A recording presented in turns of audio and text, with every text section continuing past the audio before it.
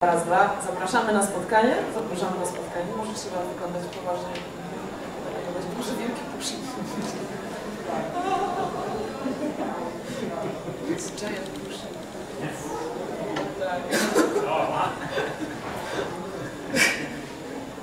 These creatures scares me. Get to pronounce my own name sort of Englishy, but I mean Rune Ryberg. It's fine. Okay. One more question to be honest. Jeszcze raz zapytam, jak się Państwo czują, czy spotkanie ma być tłumaczone na polski, czy dla wszystkich będzie ok, jeżeli będziemy rozmawiać po angielsku? Angielski. Tak? Okej. Dobrze, powiedziałaś, że napisałem później. Zrobię ci to napis. Dobrze. Nagramy. Okay, so, my questions are in Polish, but you know, people from Europe will always understand. Yeah, definitely. No problem. So, we probably you guys know Rune from Death Save. So far, it's the only book by you translated to Polish, but I certainly hope that there will be more. I hope some of you will know the book. If not, please feel free to take a look. We don't have Rune's illustrations, but you can just grab a book and see and take, get to know his style. So, you studied animation. Yeah. I heard that you wrote that you weren't like a perfect student, but so. You always wanted to draw comic books, or you wanted to work as a guy in animation, and it happened by accident? What's the story behind you becoming a comic book artist? It's kind of weird because I've always sort of floundered through life without really having any goals, because I really didn't know what I wanted to do. So it wasn't until some years into working professionally as an animator, I realized that maybe this isn't really what I want to do. Maybe it's something different, and I had this hope to do a short film, an animated short film, but I realized that it's just a lot of work to do that, and I had to rely on other people and get sound people in and production going. So I just realized maybe I should just do it as a comic book. So I made my first. Still a lot of work. Still a lot of work, yeah, definitely. But a lot less than doing a one-man show animation studio. But then when I did that comic book, I realized I really liked that medium a lot more than working in animation. Because I had a lot more liberty, I could do a lot more. It wasn't so tied down to rules as movies often are. And I really just love that process. So finally, in the end 20s, I figured out what I wanted to do. Oh, it's really early. I still don't know what I want to do. Oh wow, okay. So, but have you always been a comic book guy, or you get to know? Yeah. I grew up with comics, with all the Euro comics. My parents had a big collection of Asterix and Tintin, and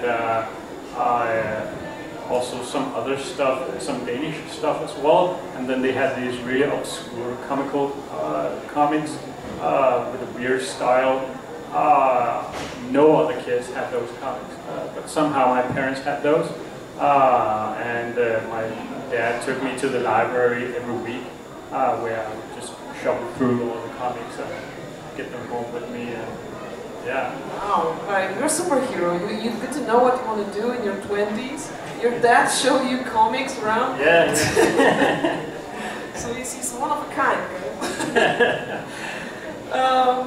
Yeah, well, when I first flipped through Death Save, I got this strong emotional bond because I felt all these 90s vibes from my childhood. That's good. Yeah. And also it kind of reminded me of especially those jello legs that you're so great into drawing. going into.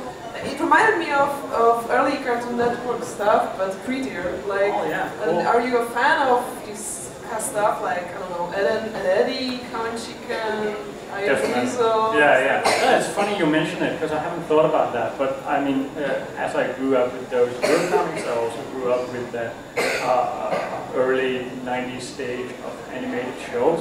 I really loved how Cartoon Network early days were much more experimental, and we had these tryout shows. What a cartoon! That started many of the shows. And yeah, Eddie was really funny. Really weird. Yeah, it's so weird. Yeah, that was good stuff. But I also like the MTV grown-up animated shows. I can't remember what they were called. Daria or Sorry? Yeah, those. But they also had this experimental short film show where Aeon Flux aired and stuff like that. Yeah. I mean, it was for adults, so I wasn't allowed to see it, and it was very late in the night. So I would sort of sneak down to my parents' living room and then sit on the stairs, not making a sound, and seeing this weird stuff. It was very forbidden. It's funny that this is forbidden, but Cow and Chicken is okay for kids. Yeah, but it's certainly not. So yeah, it reminded me a little bit of the early Cartoon Network stuff, but with much better colors, obviously, because you were great colorists. My dad always watched Cartoon Network with me and said, "Wow, this is hilarious, but why it has to be so ugly?" Yeah. So yours are hilarious and not ugly, so which is perfect. Yeah, I mean, it is sort of ugly, nice stuff. I mean, I do this thing about making ugly drawings, but in an aesthetically way. So I think some of the Cartoon Network stuff has worked on me there as well. I think that the topic of what's beautiful and what's ugly in comics is it's a long talk, you know. Yeah, definitely. Yeah, it's very much in the eye of the beholder. Yeah, sure. So you studied animation, but with the main topic was character design. Yes. I tried to focus on character design because in that time I didn't really know what I wanted to do with it, but I just always drew characters. So in the beginning I wanted to do backgrounds because I thought that would be sort of the professional wise choice to do. I just wasn't any good at that, so I just kept on drawing characters. I saw your painted backgrounds you did for other guys. Oh yeah. I tried. Yeah. He's a liar.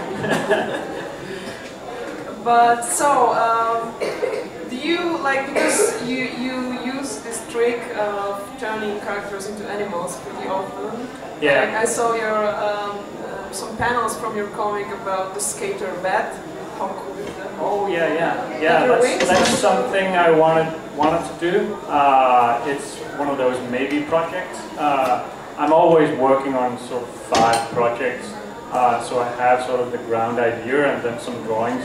I usually tend to just make 1 page of script as a base idea, and then I do a lot of drawings in order to get more ideas and get a story. So I sort of, instead of writing the manuscript, I sort of draw the manuscript in a way, because that's how my thought process works and how I get new ideas. If I only do writing, I sort of get bored with it. I don't really get inspired, but with the images and visuals, my mind can sort of flourish.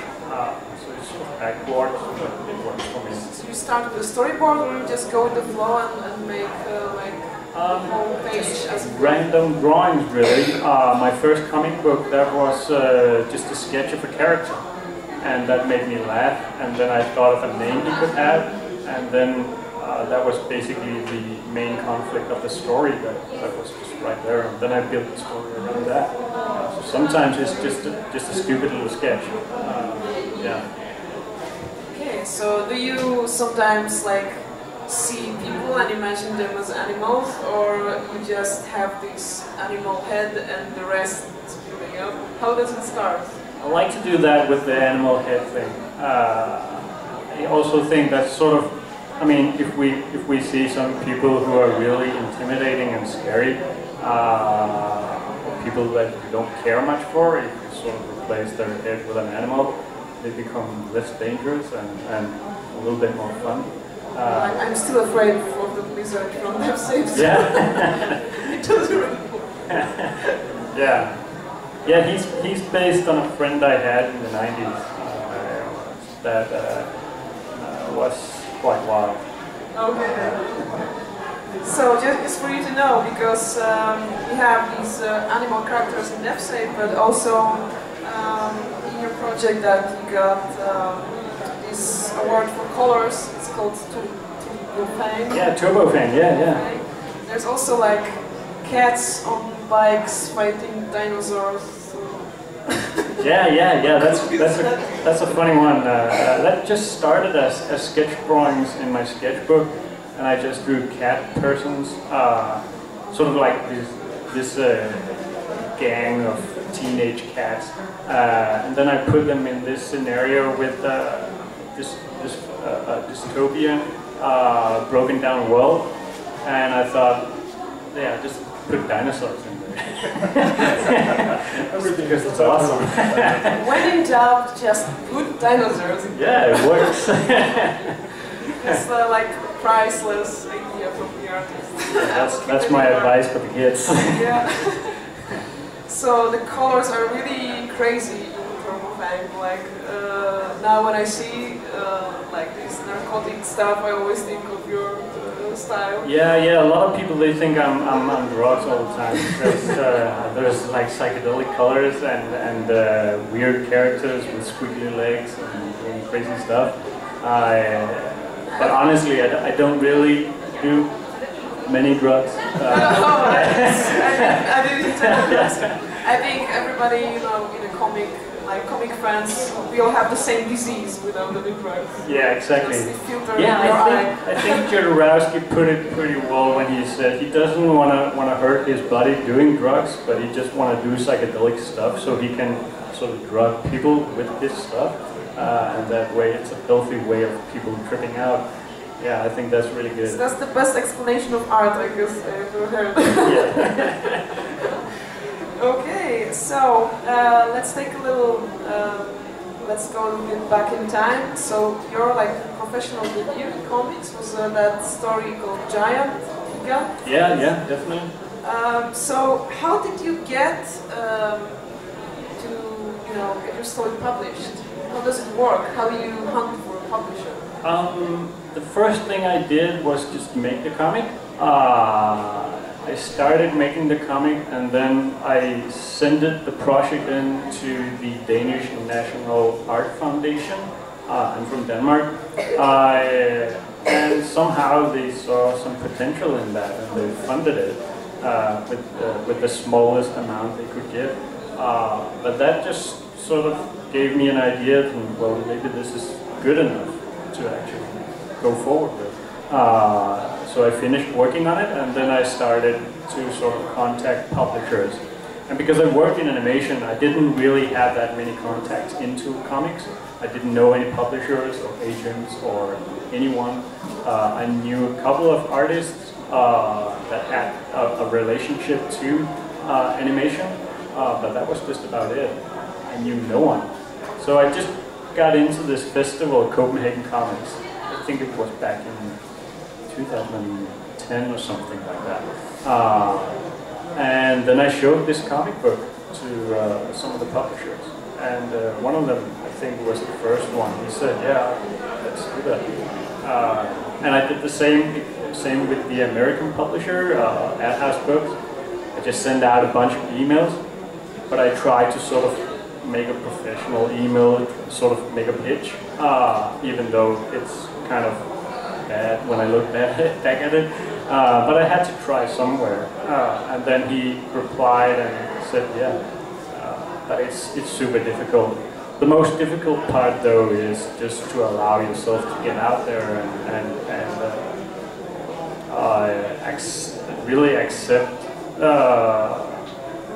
that it's okay to just sort of walk up to a publisher and show them your stuff. I think that's something that most of the young creators, they struggle with. That's themselves and accepting themselves. But as long as you get over that hurdle, that should be fine. Yeah, but even if you don't accept yourself, your work will defend itself. Don't worry, like people. Yeah. If it's good enough, you don't have to be good. Your work has to be good. Right? Yeah. But so the story in Giant is it's like kind of similar. It's a small guy with a big problem to overcome. Definitely, yeah. Similar to Death Safe, but that's like only part because the Giant is a fantasy story. Yeah, that's a fantasy, which is kind of weird because I'm not really a big fantasy guy. I mean, I grew up as a sort of a nerd. I did play fantasy stuff like these small figure plays, Hero Quest, and Games Workshop. Yeah. And but I wasn't really into role playing per se. Some of the other guys were that, and I didn't really understand it. I didn't really understand how it worked. And then later on, when fantasy sort of became mainstream with the Lord of the Rings films and everything, I sort of just got away from it. I don't know, maybe I had enough of it. But also, I think for me fantasy works best when it's sort of a satire or a comic.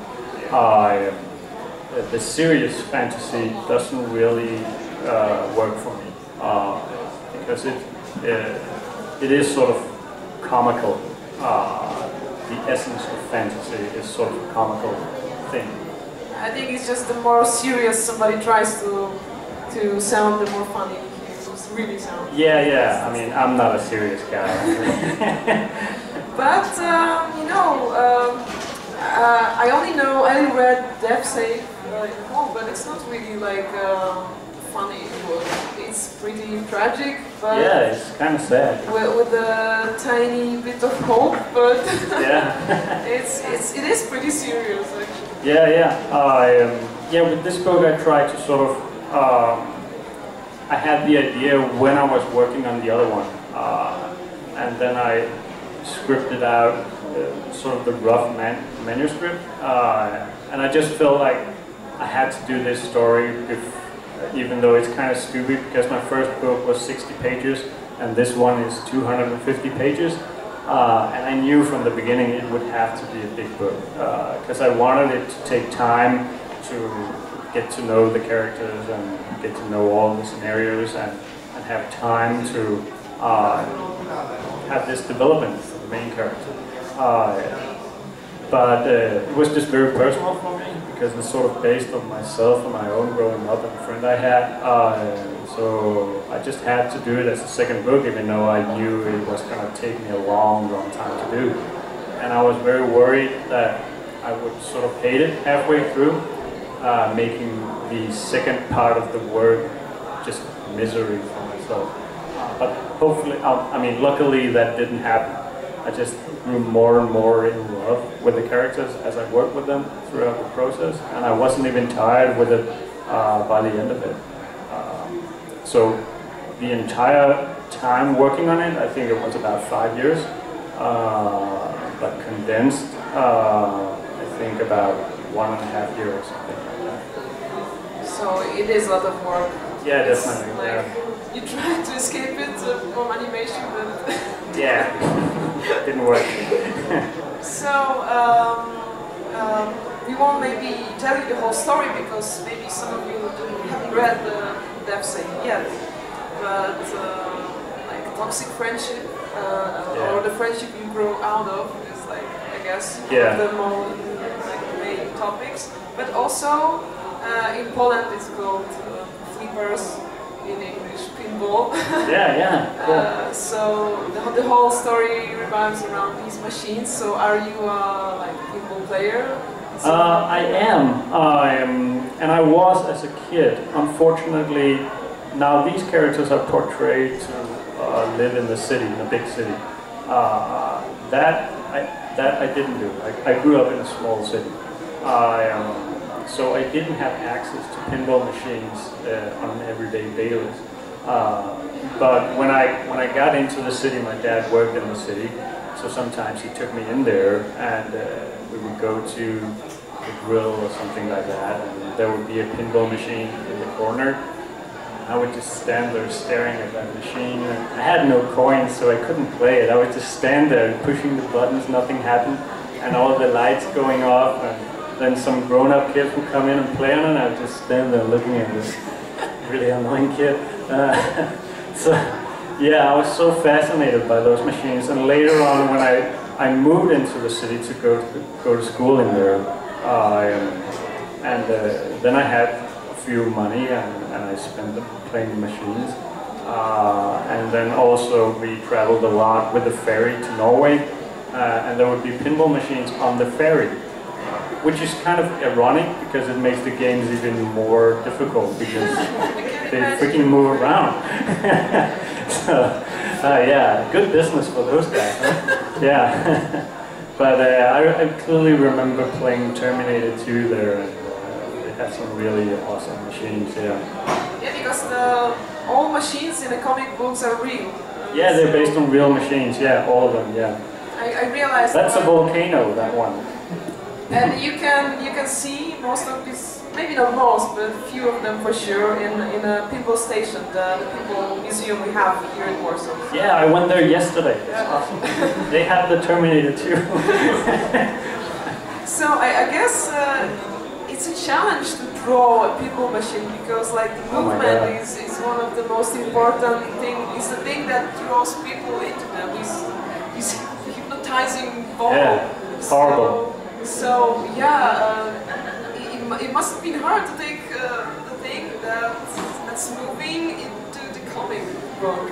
Yeah, I mean, it was so difficult. I mean, I had to sort of collect a lot of material, a lot of photo material, and then there was a couple of arcades in Copenhagen that I could go to, and they would maybe have the machine so I could play them out and feel them, how do they feel.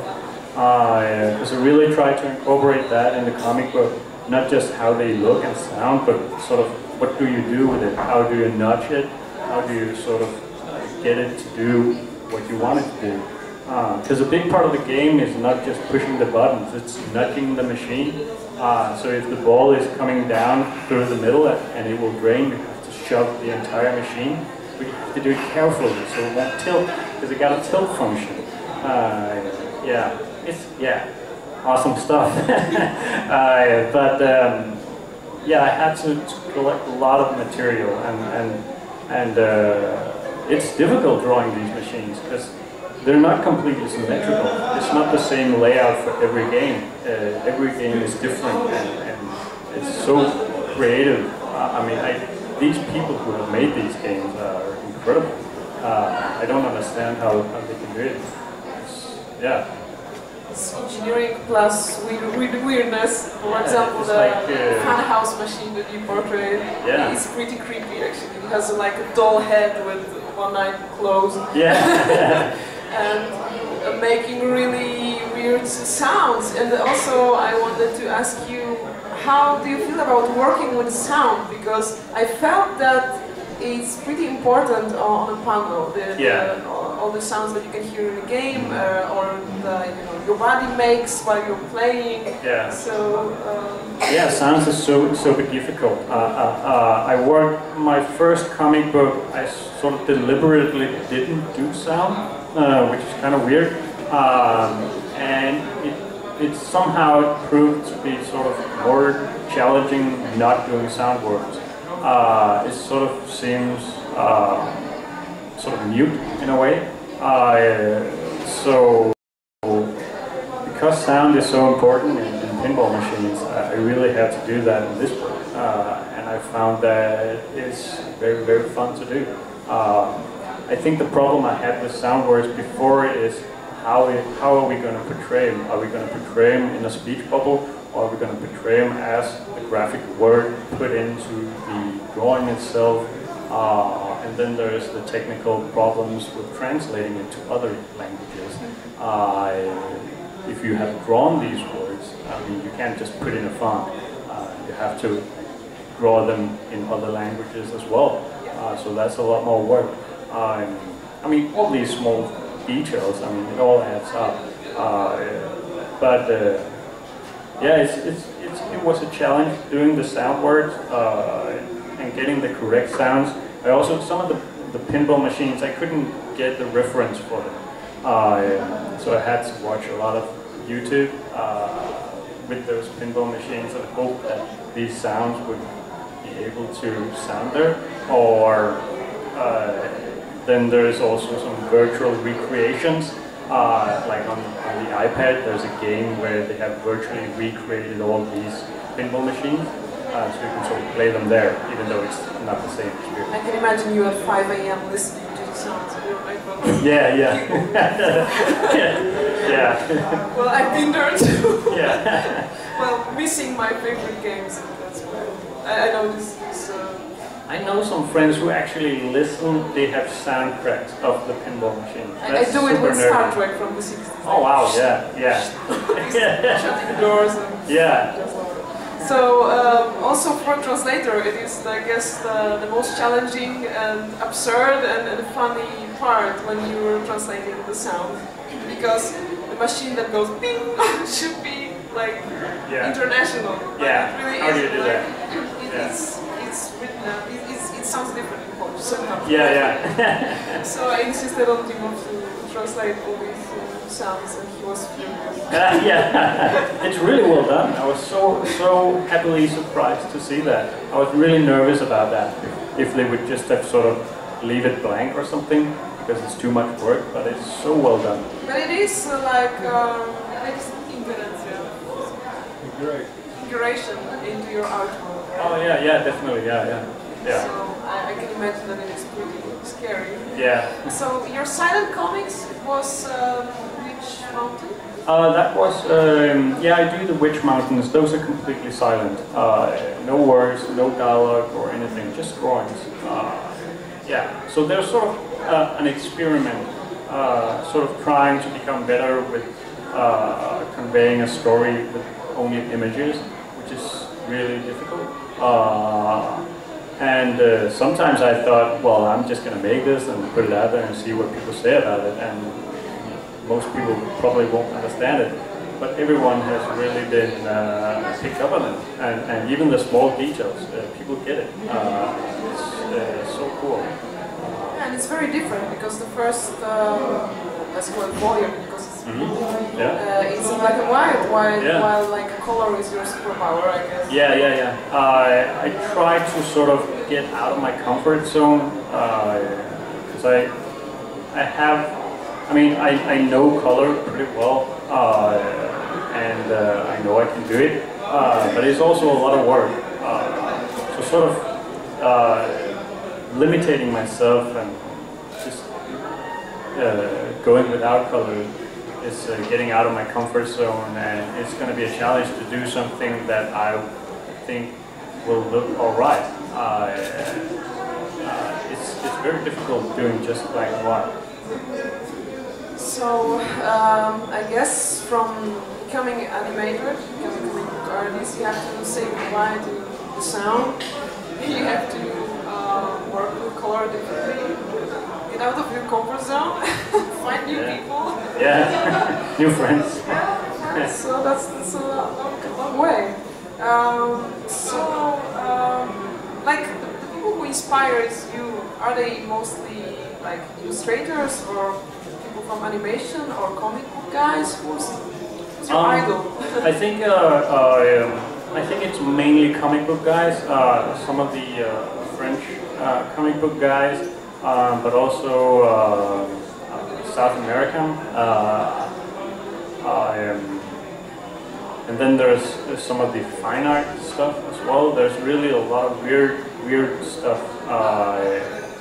Some of the realization I had about my drawing style was when I attended live drawing classes with a master of mine, Lawrence Marvey, who had been working for Pixar and whatever.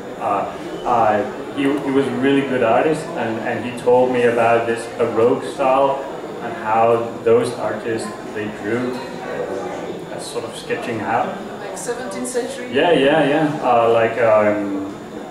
And these paintings of these lions with all these weird muscles in their forehead and places where you don't have muscles. Clearly not based on real lives. Yeah, exactly. Yeah, it was just so awesome. They were so energetic. It was just rock and roll.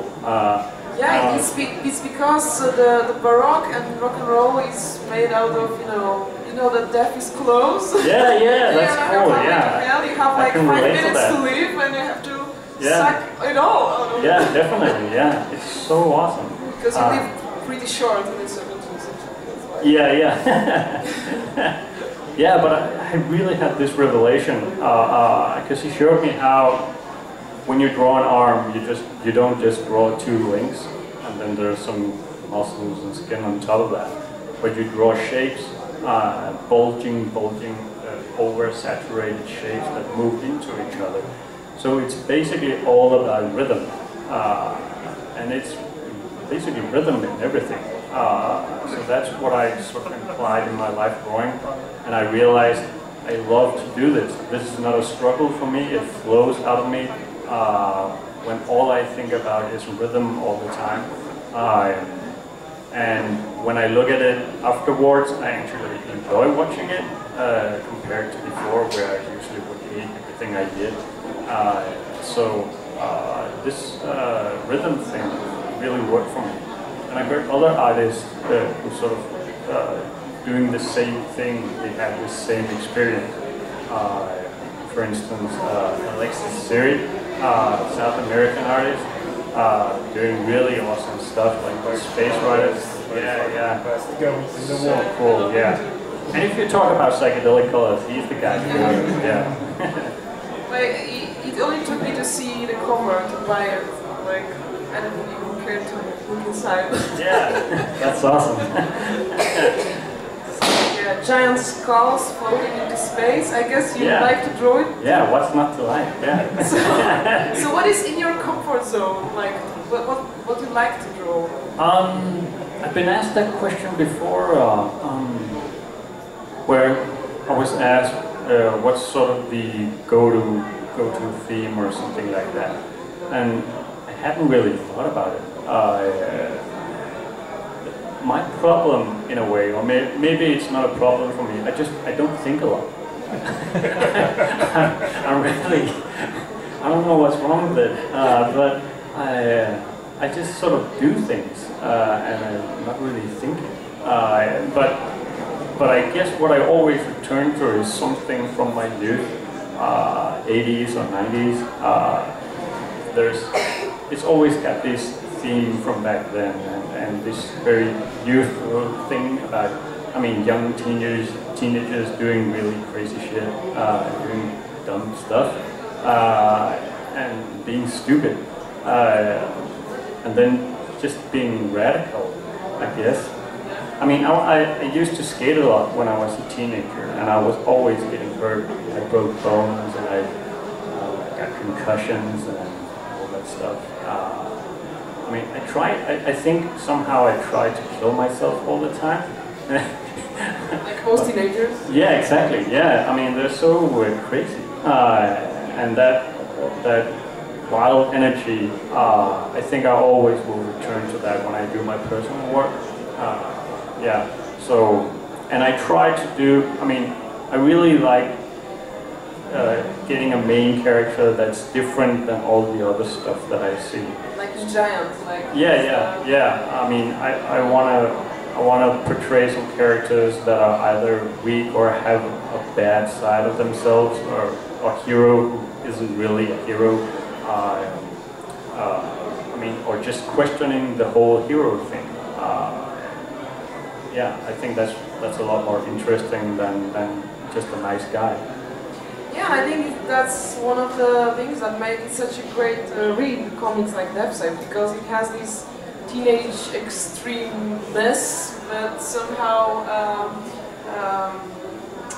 like it's on the leash of that rhythm, It's like it slowly develops and you get more and more into it. Like the story ended. I didn't expect that book to end like this when I started reading. Oh, that's good. Yeah. It turns out to be completely different thing than I thought it would be. Yeah. So oh, that's great. Yeah. It's really great. So what are your future plans? What would you like to do next? Because your work are really diverse. For example, that Witch Mountain looks completely different than F-Save, and yet Giant maybe have some similar flow, but it also looks different. What different thing you plan to do next? Yeah, I try to do something different every time, just to sort of keep learning. One of the best things about being creative is the thing that each project I get to learn something new, I get to grow a little bit. If I don't, if I just do the same thing again and again, I feel like I'm stagnating. I need to sort of have that level up feeling every time I've done something new. That's just a complete selfish, personal thing. So maybe at some point I will sort of just do the same very, very specific style again and again. But as long as I feel drawn to sort of develop my style and develop story-wise decisions, I think I will do that.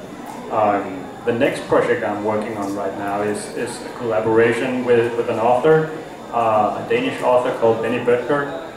We're going to do 2 albums of this sort of mythical, gothical story, very much like Lovecraftian, with monsters and mystery and other dimensions and a lot of weird stuff. So for that project, I'm trying to work a lot more dark. So I'm working a lot more with ink, dark areas, and a lot of scratching. So it's going to be a little bit different in style, but I mean, it's still weird characters with wiggly legs and psychedelic colors. Yeah. Oh, and Lovecraft on top of that. Yeah, definitely, yeah. So, I guess you have only a few minutes left. Maybe you have some questions. Guys. Not really. But please take a look and see the book before you go, because it's really more heavy. Yeah? Maybe I have a question. Any points or tips on working with an author and drawing, like a collaboration in comics? Yeah. It's the first time I'm trying that because I wrote the other books myself. When he contacted me and wanted to work with me, I was a little bit, oh yeah, sure, maybe. I don't know. I was a little bit insecure in that,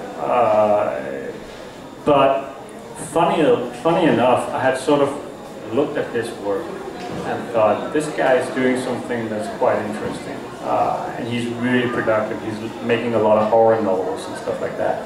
So I actually, even before he contacted me, thought about him. I think the best thing is to sort of have that bi-directional interest. So not just wait for an author to contact you, get in contact with those authors that you admire or that inspire you, and chances are they actually want to work with you. As for work-wise, he's been really easy to work with because he's been sharing some of his ideas and sketches. Story-wise sketches for the story, and when I had a feeling that something wasn't quite working, that was his feeling as well. Any decision has been quite easy. Then we had some different ideas on how we're gonna do with the payment when we get to sort of selling rights and stuff like that.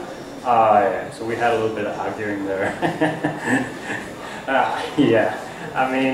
But you have to be able to have arguments like that and talk professional with people and not let your work sort of dwindle or disappear due to stuff like that. Because, we're not getting paid basically anything anyway, so arguing about that stuff is stupid.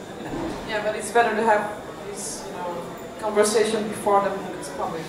Yeah, definitely. And even though it's a friend you're working with, it's a good idea to sort of have kind of a contract, just sort of get things down, because at some point this project that was just a stupid little project, it has grown into something huge, and maybe it's gonna get some interest, and maybe people will actually pay you for it.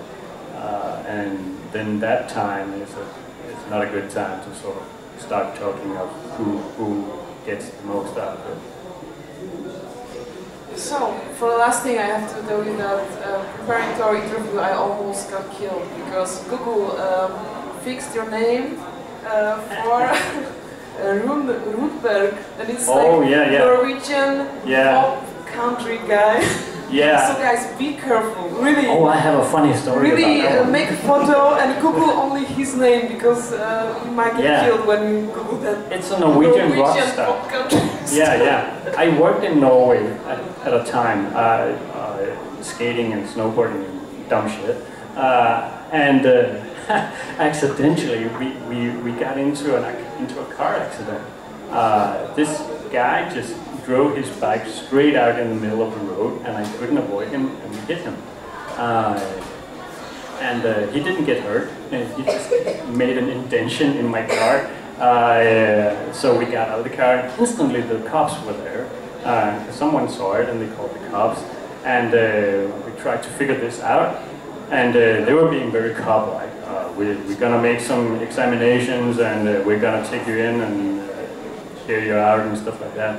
And then they asked for my name, and I said, my name is Rune Ryberg.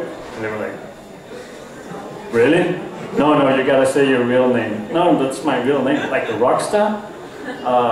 I guess so. I never heard of this rock star. They were like, oh wow, this is Rune Ryberg. And then I said, okay, have a good day, cheers. And I was off the hook. Oh my god. Weird. But the guy getting hit, he walked away. He was fine. It's even more funny if you know how this pop star looks like, because this guy wearing like nudie suits with a lot of glitters and cowboy hat. That's my alter ego. Yeah. Funny stuff is I sing country. So oh wow, yeah, it's destiny, you know? Yeah. Alright guys, so thank you very much. Thank you, Rune. Well, thank you. And grab the website before you leave our wonderful party here. Bye bye.